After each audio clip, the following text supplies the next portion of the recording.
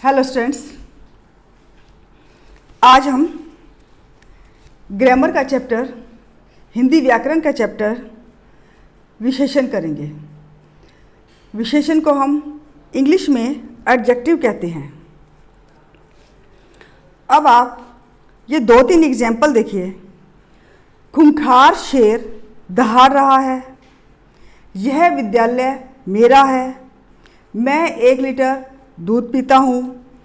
तो इसमें खूंखार, यह, 1 लीटर, ये क्या है? विशेषण है, क्योंकि ये संज्ञा या सर्वनाम की विशेषता बता रहे हैं। तो अब कहने का मतलब ये हुआ कि विशेषण होता क्या है? विशेषण संज्ञा या सर्वनाम के गुण, रूप, संख्या, मात्रा, परिमाण आदि की विशेषता बताते हैं। कि जो शब्द संज्ञा या सर्वनाम की विशेषता बताए उसे हम विशेषण कहते हैं। अब ये विशेषण है, ये संज्ञा या सर्वनाम की विशेषता बताते हैं, तो वो शब्द क्या हो गया? विशेषण। लेकिन जिसकी विशेषता बताते हैं वो वर्ड, संज्ञा या सर्वनाम, उसको क्या कहते हैं? उसको बोलते हैं विशेष्य। तो जैसे खूंखार शेर दहाड़ रहा है, तो शेर क्या हो गया? विशेष्य, क्योंकि इसकी विशेषता बता रहे हैं। विशेषता क्या है? इसकी खासियत क्या है? खूंखार।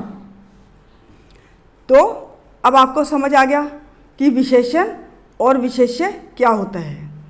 कि जिस शब्द की, जिस वर्ड की विशेषता बताते हैं वो हो गया विशेषण, और जिस शब्द का विशेषण बताया जाता है वो हो गया विशेष्य। विशेषण के 4 भेद होते हैं। पहला गुणवाचक विशेषण, दूसरा परिमाणवाचक विशेषण। अब ये परिमाणवाचक है। परिमाण मीन्स मापतोल। कई स्टूडेंट्स क्या करते हैं, परिमाण को परिणाम समझ लेते हैं। परिणाम होता है रिजल्ट, वो नहीं है ये है परिमाण। परिमाण मीन्स मापतोल। थर्ड है संख्यावाचक विशेषण। फोर्थ है सार्वनामिक विशेषण। इसमें भी स्टूडेंट्स गलती करते हैं। क्या? ये है सार्वनामिक।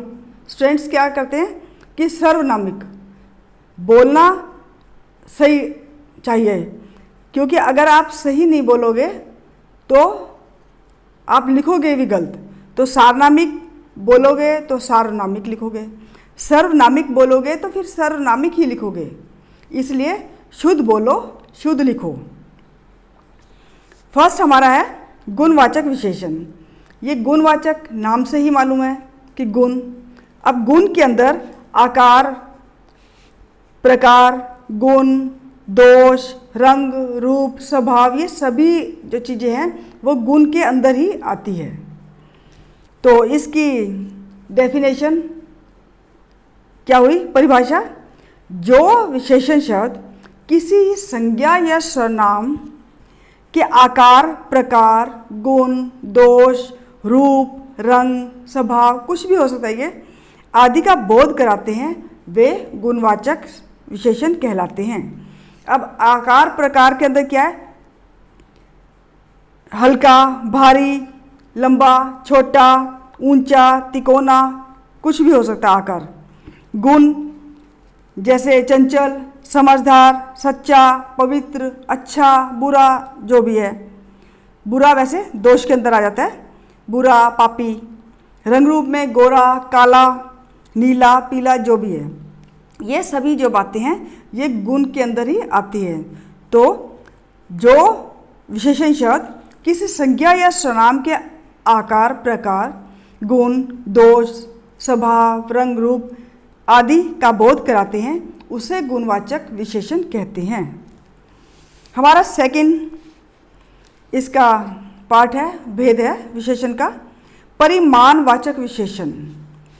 परिमाणवाचक विशेषण में क्या होता है कि जो शब्द, जो विशेषण शब्द संज्ञा शब्दों के परिमाण संबंधी विशेषता का बोध कराते हैं या विशेषता बताते हैं। ये इसमें अगर सिंपल लिखना चाहो तो कुछ भी लिख सकते हो। उसको हम परिमाणवाचक विशेषण कहते हैं। परिमाण का मीन्स नाप तोल। नाप तोल में जैसे मार्केट जाते हैं मम्मी, तो कपड़ा खरीदना हो तो हम क्या बोलते हैं, 2 मीटर कपड़ा दे दो। और कोई और सामान लेना हो, 2 किलो चीनी दे दो। तो ऐसे माप तोल जो होता है उसको बोलते हैं परिमाण। अब परिमाणवाचक में माप तोल के 2 भेद हैं आगे, निश्चित परिमाणवाचक विशेषण और अनिश्चित परिमाणवाचक विशेषण। निश्चित परिमाणवाचक का मतलब क्या हुआ, जिन विशेषण शब्दों से किसी वस्तु या पदार्थ की निश्चित मात्रा का बोध होता है। निश्चित में पक्की चीज़, जैसे 2 मीटर तो डेफिनेट हो गया ना, बिल्कुल पक्का निश्चित है ये, उसको बोलते हैं निश्चित परिमाणवाचक विशेषण। और अनिश्चित परिमाणवाचक विशेषण में जिन विशेषण शब्दों से किसी वस्तु की निश्चित मात्रा का बोध नहीं होता है उसे हम अनिश्चित परिमाणवाचक विशेषण कहते हैं। अब जैसे मैंने 1 किलो सेब खरीदे, अब ये पक्का है कि 1 किलो ही खरीदे, तो ये कौन सा हो गया, मापतोल तो है ही, परिमाणवाचक तो है, लेकिन ये उसका भेद कौन सा हुआ, निश्चित परिमाणवाचक। और अगर हम कोई किसी से, जैसे पड़ोस में आंटी आ जाती है, कहते हैं थोड़ी सी चीनी देना, ये थोड़ी सी में अब ये थोड़ा हम 1 किलो माप के देंगे, वो थोड़ी सी चीनी जब मांगने आते हैं तो वो क्या हो गया, अनिश्चित। कई बार हम 1 चम्मच दे देते हैं, कभी 2 चम्मच दे दिए, कभी हाथ से ऐसे उठा के दे दिए, तो उसमें माप तोल नहीं होता। माप तोल तो है लेकिन अनिश्चित है, क्योंकि तोलने वाली चीज़ें हैं वो। तो ऐसे में निश्चित परिमाणवाचक और अनिश्चित परिमाणवाचक, अब आपको इसमें अंतर समझ में आ गया होगा। हमारा 3rd पार्ट है संख्यावाचक विशेषण। संख्यावाचक नाम से जैसे मालूम है कि संख्या मालूम चल रही है, काउंटिंग है, ये गिनती है, तो इसमें भी 2 भेद होंगे। तो पहले हम चलते हैं कि संख्यावाचक विशेषण होता क्या है। ये संख्यावाचक विशेषण के अंदर संख्या बताई जाती है कि जो शब्द संज्ञा या सर्वनाम की संख्या का बोध कराते हैं उसे हम संख्यावाचक विशेषण कहते हैं। इसके 2 भेद होते हैं, निश्चित संख्यावाचक और अनिश्चित संख्यावाचक विशेषण। निश्चित में वही बात, पक्की बात हो, जैसे क्लास के अंदर 40 बच्चे हैं तो हम कहते हैं आज कितने स्टूडेंट्स क्लास के अंदर आए हैं, तो बताते हैं कि 40 बच्चे आज क्लास के अंदर हैं, तो 40 पक्का है, तो वह निश्चित संख्यावाचक। अगर हम कहें कुछ लड़के बाहर लड़ाई कर रहे हैं, तो कुछ में 4 भी हो सकते हैं, 6 भी हो सकते हैं, 10 भी हो सकते हैं, तो उसमें निश्चित पक्का नहीं है कि कितने लड़के लड़ाई कर रहे हैं, तो वो हो गया अनिश्चित संख्यावाचक विशेषण। तो इनकी डेफिनेशन कैसे होगी, निश्चित संख्यावाचक विशेषण की जो शब्द संज्ञा या सर्वनाम की निश्चित संख्या का बोध कराते हैं उसे हम निश्चित संख्यावाचक विशेषण कहते हैं। जैसे मैदान में 4 लड़के खेल रहे हैं, अब पक्का है कि वो 4 ही हैं। अनिश्चित संख्यावाचक में जो शब्द संज्ञा या सर्वनाम की अनिश्चित संख्या का बोध कराते हैं, या फिर ऐसे भी कह सकते हो कि निश्चित संख्या का बोध नहीं कराते हैं, उसको सिंपल अगर बनाना हो तो उसे हम अनिश्चित संख्यावाचक विशेषण कहते हैं। जैसे कुछ लोग आपस में लड़ रहे हैं या कुछ लोग बाहर खड़े हैं, इसमें पक्का नहीं है कि कितने हैं, तो वो क्या हो गया, अनिश्चित संख्यावाचक विशेषण। हमारा 4th पार्ट है विशेषण का सार्वनामिक विशेषण। सार्वनामिक से थोड़ा सा समझ आ रहा है कि इसके अंदर विशेषण भी है और सर्वनाम भी है।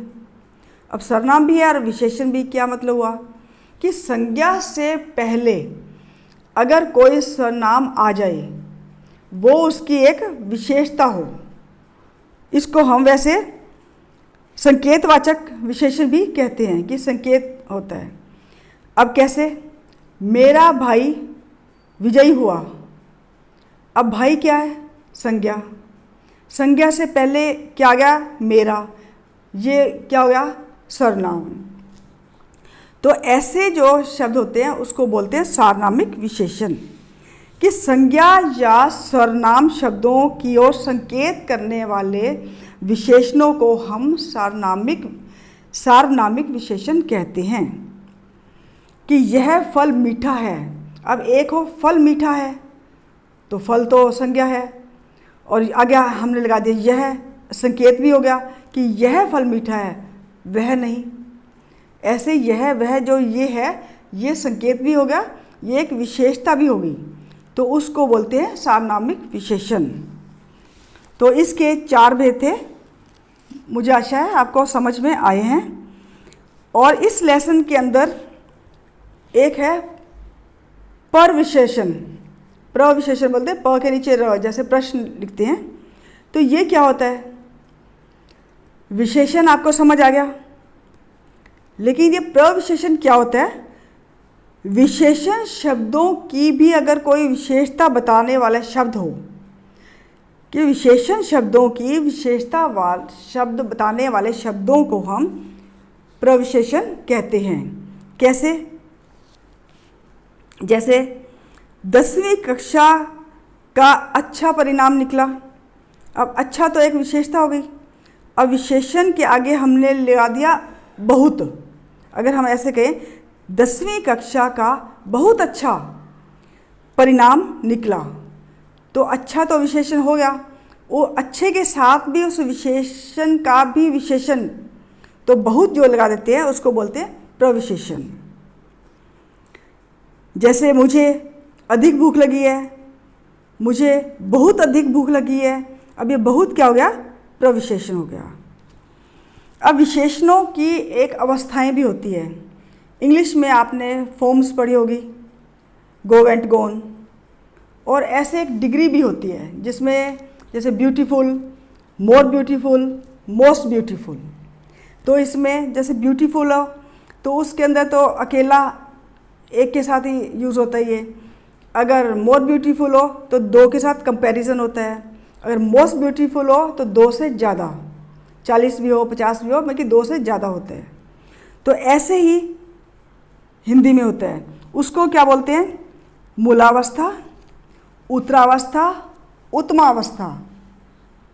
अब मूलावस्था के अंदर क्या होता है? इसमें किसी की तुलना नहीं होती, बल्कि किसी एक व्यक्ति या कोई वस्तु या कोई भी स्थान बिल्कुल सामान्य से विशेषता बताई जाती है। जैसे ऐश्वर्या सुंदर अभिनेत्री है, अब अकेली है इस सेंटेंस के अंदर, तो ये सुंदर क्या होगा? कौन सी इसका स्टेज होगी, अवस्था कौन सी होगी? मूलावस्था। लेकिन अगर हम उत्तरावस्था में करें, वो कौन सी होती है? इसमें 2 व्यक्तियों या 2 वस्तुओं की विशेषताओं की आपस में तुलना की जाती है, कंपैरिजन किया जाता है। जैसे राम श्याम से लंबा है, राम श्याम से सुंदर है। 2 आदमियों में, 2 लड़कों में कंपैरिजन हो गया। ये क्या हो गया? उत्तरावस्था। जैसे हम बोलते ना, ये एग्जाम्पल समझाया था, मोर ब्यूटीफुल। और उत्तमावस्था में इसमें बहुत से लोगों या वस्तुओं की तुलना करके उनमें से एक को सबसे अधिक अच्छा या बुरा बताया जाता है, मतलब कि 2 आदमियों से ज़्यादा, बहुत सारे लोगों में। जैसे ऐश्वर्या सबसे सुंदर अभिनेत्री है, ऐसे कहें। या राम क्लास में सबसे लंबा लड़का है, तो क्लास में काफ़ी बच्चे होते हैं, तो ऐसे में होता है उत्तमावस्था। तो इसमें 2-3 एग्जाम्पल दे देते हैं। जैसे कोमल, कोमल, कोमलतर, कोमलतम। अब उत्तरावस्था में तर आएगा और उत्तमा में तम आएगा, और मूलावस्था में एक सिंगल वर्ड होगा। उच्च, उच्चतर, उच्चतम। मधुर, मधुरतर, मधुरतम।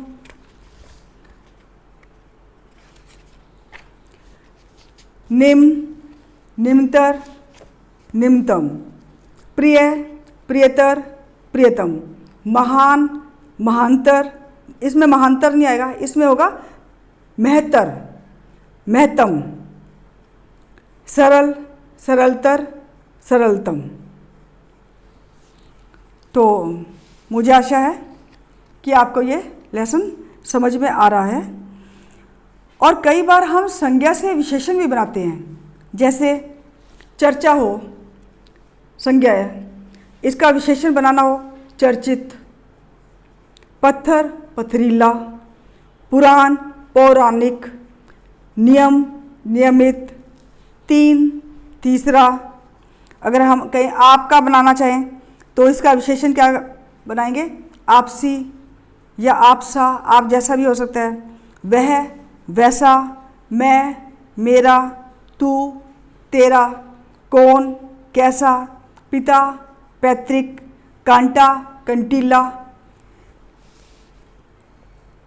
अंदर, अंदरूनी, भीतर, भीतरी। ये ऐसे हम जो है संज्ञा से या सर्वनाम से, क्रिया से, अवयव से यह हम विशेषण बना सकते हैं। तो इसके अंदर, लेसन के अंदर काफ़ी एग्जाम्पल दिए हुए हैं। आप लेसन पढ़ोगे तो आपको ये अच्छे ढंग से और भी समझ में आ जाएगा। अगर फिर भी कोई आपको इस लेसन से संबंधित कोई परेशानी हो तो आप मेरे व्हाट्सएप नंबर पर मुझसे कांटेक्ट कर सकते हैं। और स्टूडेंट्स, एक बात और, जब भी आपको बाहर जाना हो कोई काम से, वैसे तो बाहर फालतू में मत घूमो, अगर जाना ज़रूरी है तो मास्क लगा के जाएं। सोशल डिस्टेंस का ध्यान रखें, इससे आप अपना और अपने परिवार का ध्यान रख सकते हैं। Thank you and have a nice day.